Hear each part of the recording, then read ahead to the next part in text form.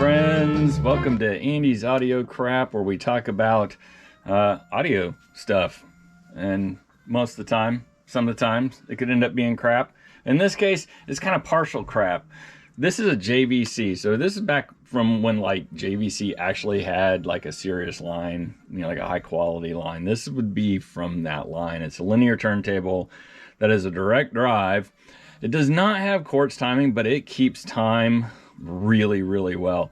L-E5 is the model number, and I don't know what the cartridge is in here. If you know what it is, please put it in the comments. I haven't looked it up yet. I should have looked it up before I got on the video here, but I need to get this gone. Move. Next thing. The cartridge sounds absolutely stellar. I wish I could tell you what it is. I'm sorry. But I will say that the stylus was a little bit difficult to come by.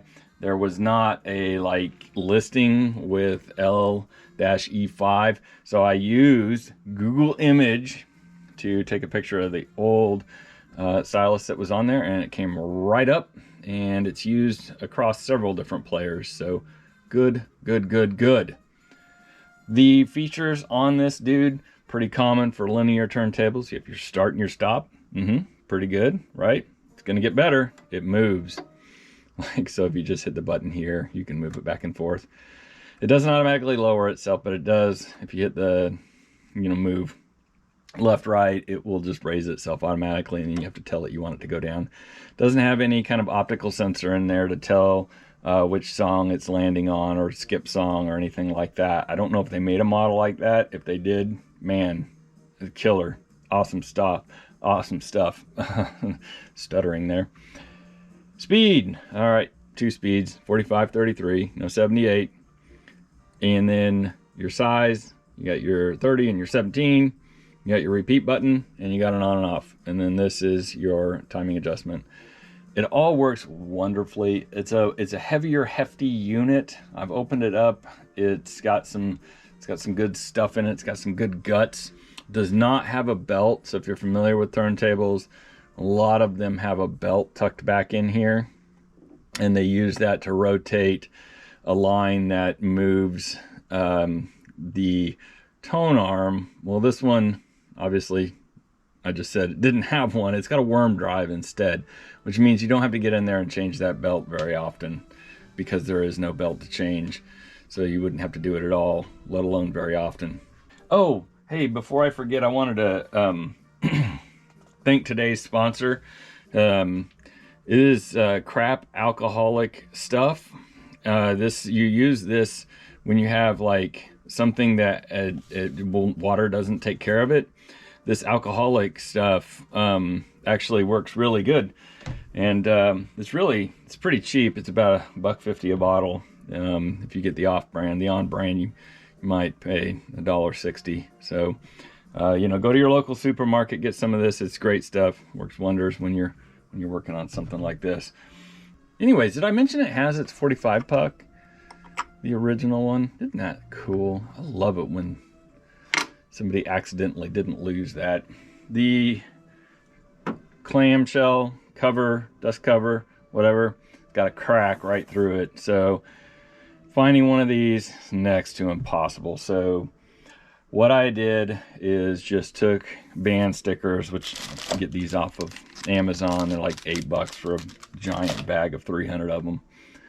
And I just line them down the crack, put some on the back side as well to help reinforce it from this side. And hopefully that stops the cracking.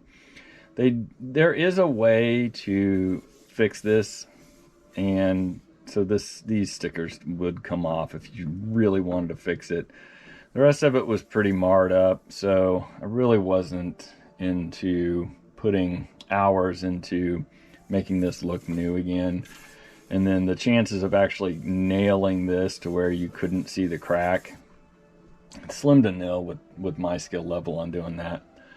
And this is a fatal flaw of a lot of these linear turntables, is that they did not reinforce this backside. So the moment that anybody put any weight right here, it would just crack, especially as they aged.